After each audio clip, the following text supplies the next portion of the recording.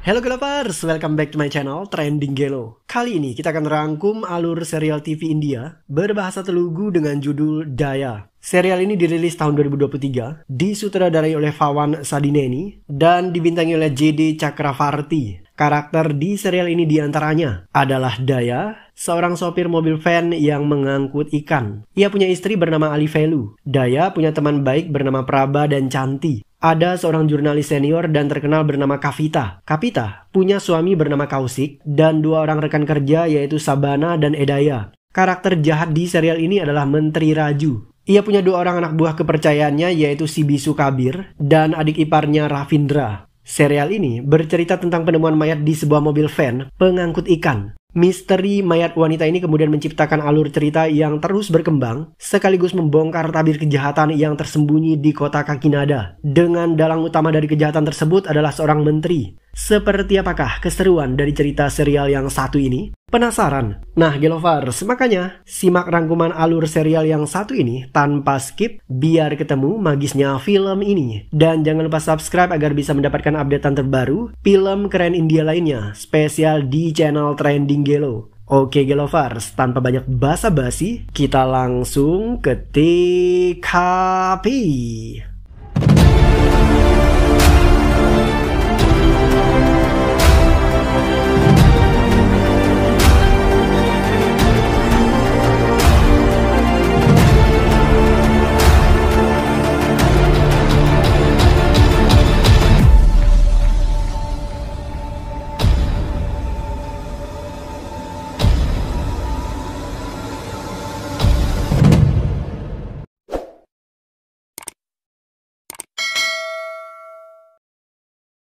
Daya adalah seorang sopir van. Ia mengangkut ikan dari pelabuhan menuju ke kota Kakinada. Daya punya istri yang sedang hamil tua bernama Alivelu. Pekerjaan Daya menyita waktu sehingga ia terpaksa meninggalkan istrinya sendirian di rumah. Kadang, Daya terpaksa menginap di jalanan sambil menunggu para kuli pelabuhan memuat van berisi ikan untuk diangkut ke kota. Daya punya teman bernama Prabha. Prabha bekerja sebagai buruh kasar yang memuat ikan ke dalam van. Suatu hari, Daya menemukan mayat wanita di dalam van-nya. Wanita itu tewas tertembak. Daya panik. Ia segera menghubungi temannya Prabha. Ketika ditanya, Prabha bilang saat itu dia dan teman-temannya mengosongkan muatan van. Mereka tidak menemukan apapun yang aneh di sana, kecuali ikan. Hanya saja, Prabha tidak ingat apakah mereka sudah mengunci van atau tidak. Kemungkinan, seseorang telah meletakkan mayat di sana. Prabha meminta Daya agar lapor polisi. Tetapi Daya takut. Dia akan dituduh sebagai pembunuh dan dimasukkan ke dalam penjara. Lagi pula, saat itu istri Daya sedang hamil tua. Setelah itu, Daya memutuskan panggilan telepon dan menghentikan kendaraannya. Di bagian depan jalan, tampak beberapa polisi sedang melakukan razia. Daya tidak bisa memutar haluan. Polisi kemudian memeriksa satu persatu kendaraan di depan Daya. Daya mulai ketakutan. Seketika, keajaiban terjadi. Mobil ambulan muncul di belakang Daya. Di saat bersamaan, polisi batal memeriksa mobil Daya karena mereka harus memberikan jalan kepada mobil ambulan ini. Mobil Daya dibiarkan lewat supaya tidak menghalangi arah ambulan. Setelah melewati razia polisi, Daya ditelepon oleh bosnya. Ia diminta kembali secepatnya ke pangkalan van karena mereka harus memuat van tersebut. Daya membungkus mayat perempuan tadi dan memasukkannya ke dalam peti tempat penyimpanan ikan. Ia buru-buru singgah ke kantor untuk bertemu dengan bosnya. Daya diminta bosnya agar mengangkut jenazah yang akan dikirim ke kampung. Daya keberatan karena van itu bukan ambulan. Tetapi bos Daya terus memaksa. Pada akhirnya, Daya terpaksa mengikuti instruksi dari atasannya itu. Green color kadaya, white color kottichandi. Perenti? Kaushik.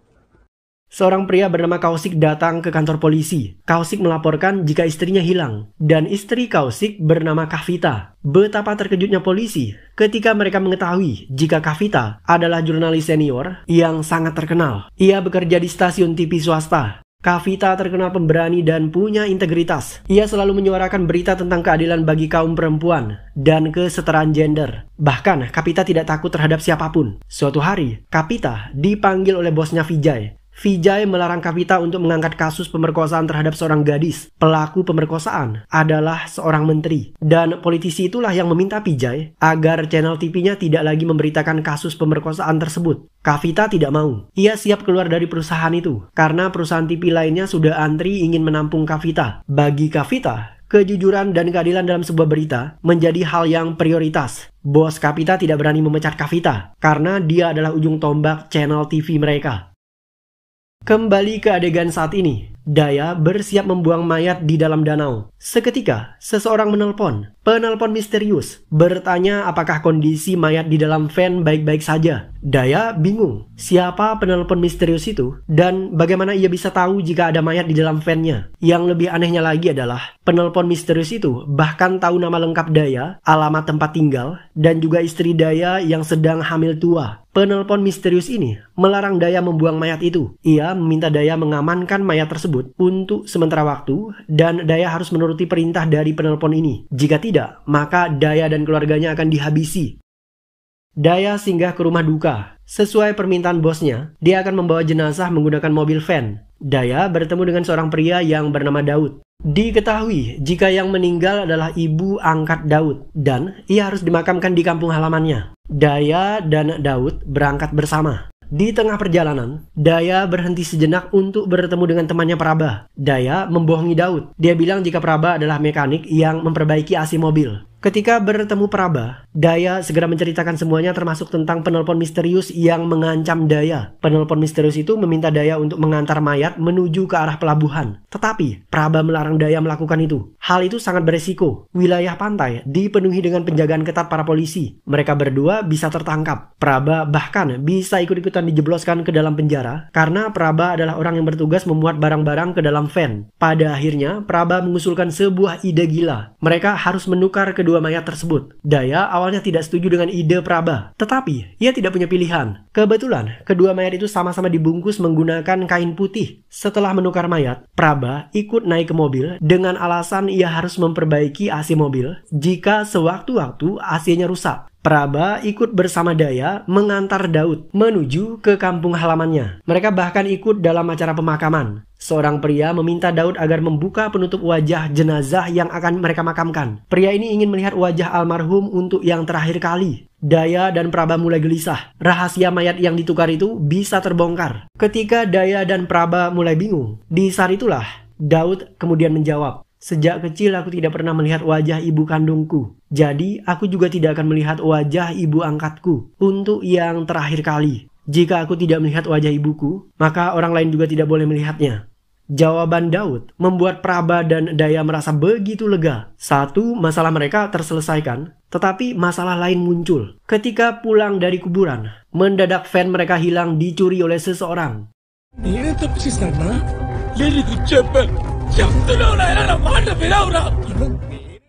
Daya dan Praba sedang duduk di rumah makan. Daya masih panik karena van-nya hilang. Tiba-tiba, ia ditelepon oleh pria misterius. Daya tidak berani mengangkatnya. Praba yang menjawab panggilan telepon itu. Penelpon misterius itu kemudian bertanya, "Di mana kalian menyimpan mayat korban yang ada di dalam van?" Praba tidak takut dengan ancaman seperti itu. Ia justru mengancam balik penelpon itu dengan berkata, "Kembalikan mobil van dan kami akan memberitahu di mana mayat itu." Setelah diancam, penelpon misterius tadi kemudian mengalah. Mereka berjanji untuk bertemu di suatu tempat. Sementara itu, berita di TV mulai heboh memberitakan tentang hilangnya Kavita selama 2 hari terakhir. Ketika melihat foto Kavita, Daya sadar jika wajah itu mirip dengan wajah mayat yang ada di dalam van.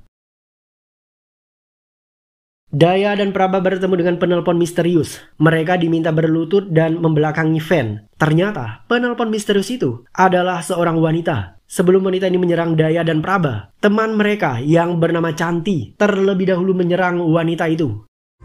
Berikan dia aku!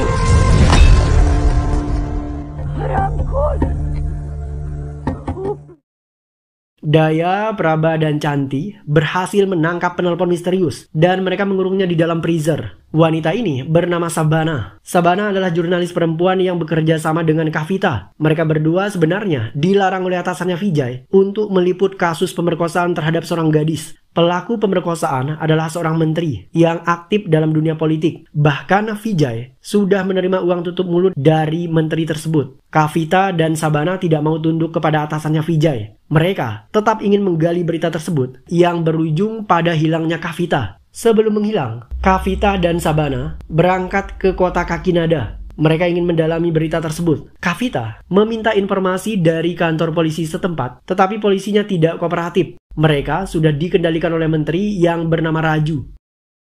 Sabana menceritakan bahwa dirinya lah penelpon misterius itu. Ia mengubah suaranya menggunakan voice changer. Prabha tidak percaya. Untuk membuktikan kebenaran ucapannya, Sabana meminta Prabha agar menelpon Chanti menggunakan voice changer. Dan seketika suara Chanti berubah menjadi suara perempuan.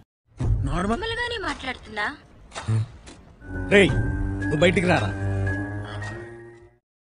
Sabana masih berada di dalam freezer. Ia diinterogasi. Sabana mengaku jika seseorang telah membunuh Kavita dan Sabana lah orang yang memindahkan mayat Kavita ke dalam van tersebut. Sabana melakukan itu karena nyawanya terancam. Sabana mengatakan bahwa sebelum tewas, seniornya Kavita menelan flashdisk itu dan benda tersebut berisi informasi penting terkait kejahatan Menteri Raju. Itu sebabnya mereka harus mendapatkan kembali mayat Kavita. Daya, Prabha, Chanti, dan Sabana kemudian kembali ke desa. Mereka menggali kuburan ibu angkat Daud karena mayat ibu angkat Daud ditukar dengan mayat Kavita. Ketika Prabha dan teman-temannya menggali, Daya meminta Sabana supaya memindahkan posisi mobil van sehingga mereka bisa mengangkut mayatnya dengan mudah. Di luar dugaan, Sabana tidak terlalu mahir mengendalikan van tersebut. Ia memencet bagian mobil yang membuat klakson mobilnya terus berbunyi sehingga membangunkan para warga. Sementara Prabha dan teman-temannya sibuk menukar mayat Kavita dengan mayat Ibu Daud. Warga desa yang terbangun mulai bergerak ke arah kuburan tersebut. Mereka segera mengejar Daya dan teman-temannya. Meskipun demikian, Daya dan teman-temannya berhasil menukar mayat itu dan melarikan diri.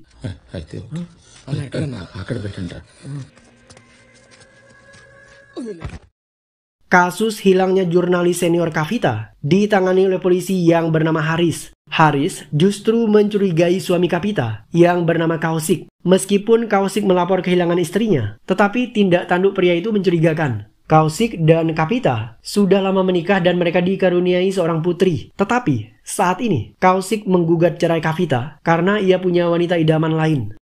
Berita pencurian mayat dari makam di sebuah desa menjadi viral. Mobil van yang dikendarai oleh Daya tertangkap kamera jalanan. Bahkan wajah Daya dan teman-temannya terpampang jelas di dalam berita. Istri Daya tahu jika suaminya masuk dalam daftar buronan polisi. Sementara itu, polisi Haris sibuk menginterogasi pemilik mobil van. Mereka kemudian mendapatkan alamat rumah Daya dan segera bergegas ke sana. Polisi Haris menggeledah rumah Daya, tetapi rumah itu ternyata kosong karena Ali Velu sudah pergi meninggalkan rumah setelah ia melihat berita di TV. Ali Velu bahkan sudah dijemput oleh beberapa pria dan mereka ini adalah teman Daya. Meskipun demikian, polisi Haris tidak kehabisan akal. Ia bertanya kepada tetangga dan pada akhirnya, polisi akhirnya mendapatkan foto istri Daya. Bahkan, ketika tetangga Daya menyebutkan nama Ali Velu, polisi Haris kemudian teringat akan sesuatu yang mengerikan. Ternyata ada misteri di balik Daya dan juga istrinya. Termasuk misteri kenapa Daya bisa memerintahkan beberapa pemuda untuk menjemput istrinya. Kemungkinan Daya ini adalah agen mata-mata, tetapi tidak dijelaskan di serial yang satu ini.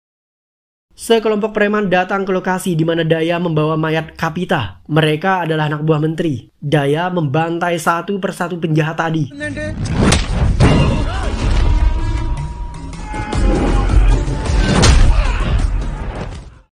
Setelah melihat temannya bertumbangan, para preman yang tersisa segera melarikan diri. Tetapi Daya tidak mengampuni mereka.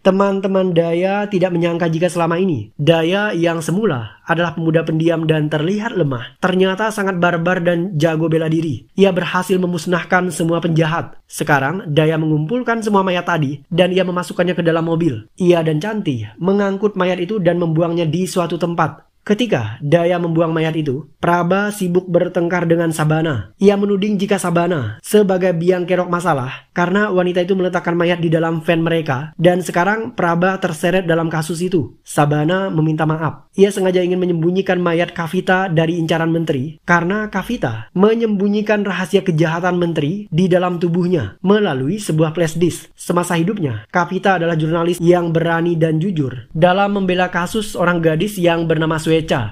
Swecha adalah korban pemerkosaan secara brutal yang dilakukan oleh menteri dan anak buahnya. Setelah mendengar alasan kenapa Sabana melakukan semua itu, Praba akhirnya merasa simpati. Ia siap membantu Sabana untuk mencari keadilan bagi wanita yang bernama Suecha.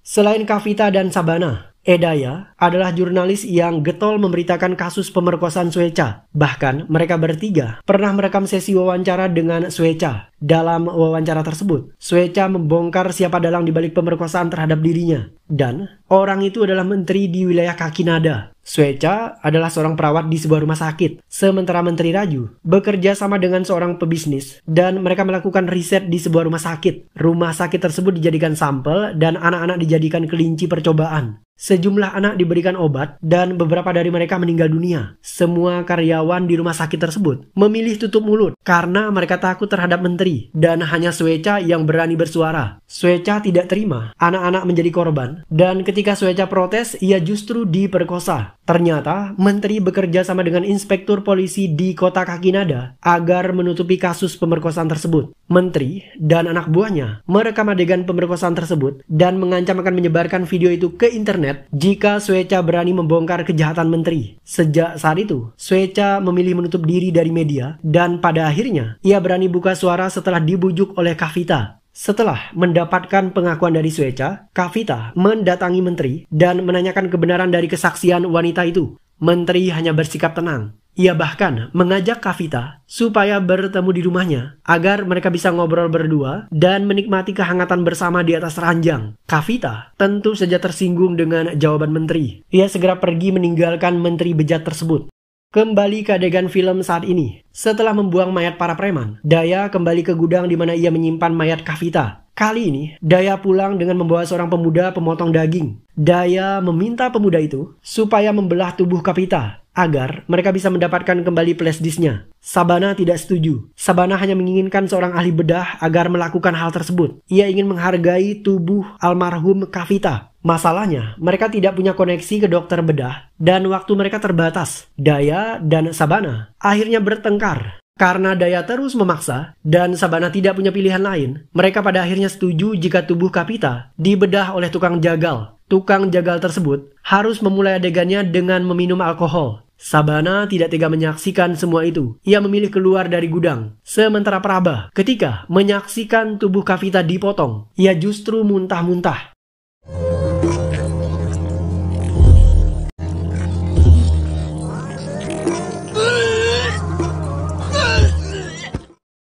Setelah dibedah, Daya tidak menemukan flash disk di dalam tubuh Kavita. Padahal Sabana mengatakan bahwa Kavita menelan flash disk tersebut. Daya merasa dirinya dibohongi oleh Sabana. Ia mencekik wanita malang itu.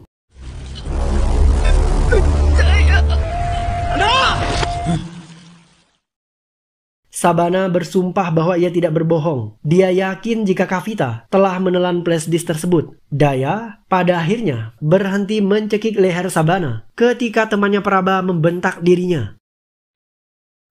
Menteri Raju punya anak buah kepercayaan yang bernama Kabir. Kabir ini bisu. Meskipun bisu, tetapi dia sangat brutal dan tanpa belas kasihan. Si bisu Kabir kemudian mendatangi rumah seorang jurnalis pria yang bernama Edaya. Kabir mengancam akan membunuh keluarga Edaya jika pemuda itu masih memberitakan kasus pemerkosaan terhadap Suecha. Selain itu, Kabir meminta alamat Suecha dari Edaya. Setelah mendapatkan alamatnya, Kabir segera bergegas ke persembunyian Suecha yang terletak di sebuah desa kecil. Suecha bersembunyi di rumah neneknya. Alangkah terkejutnya Suecha ketika ia melihat kedatangan Kabir. Pria itu berada di dapur dan sedang menyiapkan teh susu. "Aku tidak takut mati. Kau boleh membunuhku, tetapi jangan pernah menyentuh nenekku." Setelah Suecha berkata demikian, Kabir memberikannya pistol dan demi keselamatan neneknya, Suecha kemudian memilih bunuh diri.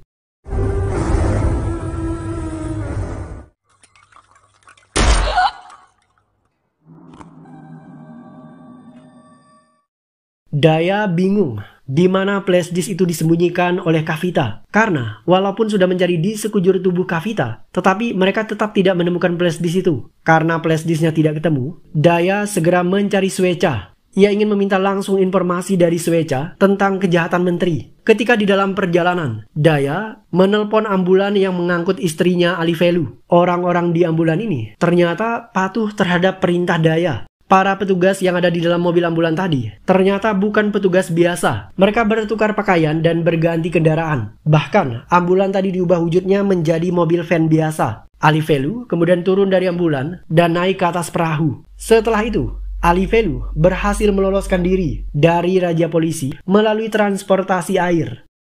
Si bisu Kabir berhasil menemukan mobil van yang disembunyikan oleh Daya. Ia berniat menggeledah mobil itu, tetapi aksinya dihentikan oleh Canti. Kabir kemudian mengejar Canti menggunakan mobil van tersebut. Canti berlari ketakutan sambil menelpon Praba. Praba kemudian menelpon Daya. Daya melarang Praba keluar dari gudang persembunyian. Sementara Praba, ia tidak bisa tinggal diam karena Praba harus menolong Canti yang nyawanya sedang dalam bahaya.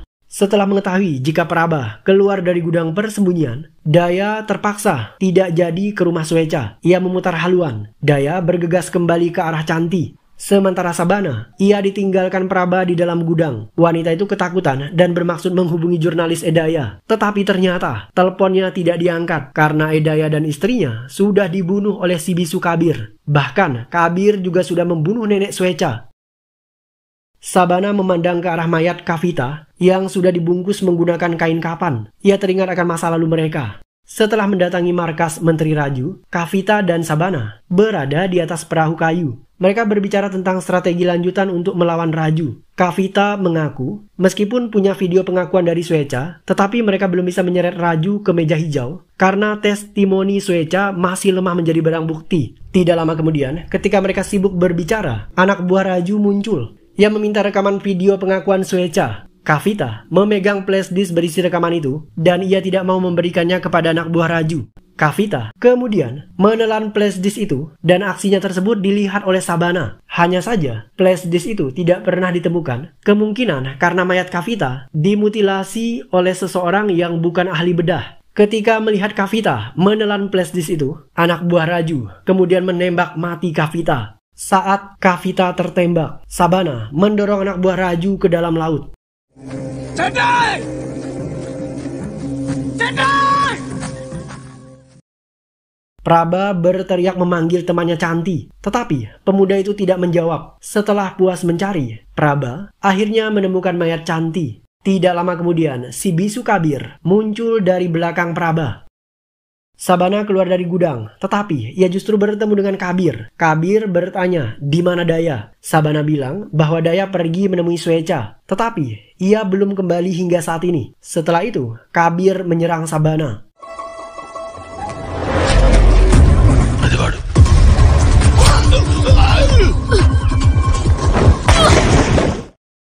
Sabana berhasil melarikan diri dan melompat ke sungai. Kabir berusaha melepaskan tembakan, tetapi ia tidak berhasil membunuh Sabana. Daya akhirnya sampai di gudang. Gudang itu merupakan tempat penyimpanan ikan. Daya berusaha mencari Praba, tetapi ia menemukan tukang jagal yang terbaring di tanah. Tukang jagal itu masih hidup, hanya saja ia sangat ketakutan. Daya melanjutkan pencariannya mencari Praba, dan pada akhirnya ia menemukan Praba digantung.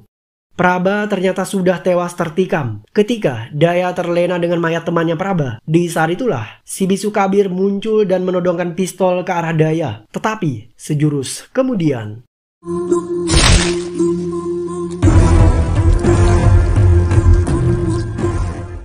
Daya secepat kilat menikam Kabir. Setelah itu, ia membunuh pemuda itu tanpa ampun. मर नहीं सकता है तू मर नहीं सकता तू मर नहीं सकता.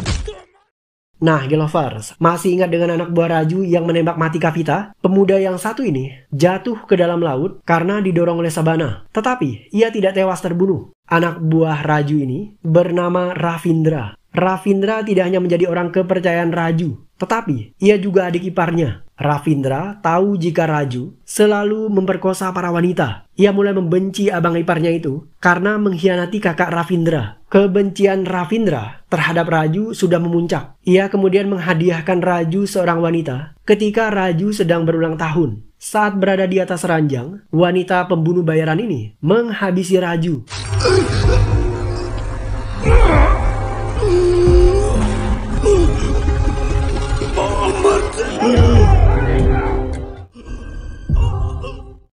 Suatu pagi yang cerah, kota Kakinada digemparkan dengan hadirnya sebuah mobil van di halaman kantor berita TV di mana Kavita bekerja. Di dalam mobil tersebut ditemukan mayat Kavita. Tentu saja, Daya yang telah mengembalikan mobil itu dan juga mayat Kavita secara diam-diam. Kaushik tampak begitu terpukul ketika mengetahui jika istrinya sudah menjadi mayat. Ia meminta polisi Haris untuk mencari keadilan bagi dirinya. Tetapi, Haris tidak tahu siapa di balik dalang kematian Kavita. Ketika Kaushik memakamkan istrinya Kavita, di saat itulah istri Daya justru melahirkan bayi laki-laki.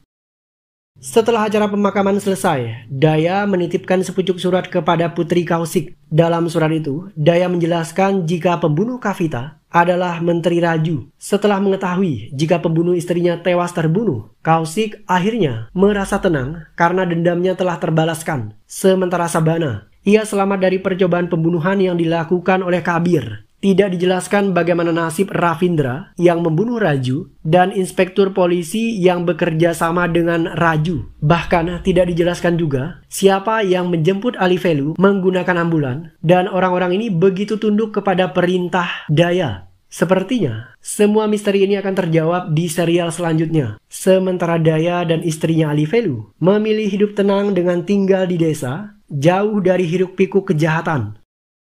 Dan film pun berakhir.